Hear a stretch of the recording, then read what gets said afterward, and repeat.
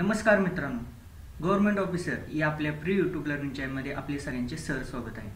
मित्रांनो, कालपासून आपण करंट अफेअर्सची जम्बो सिरीज चालू केलेली आहे।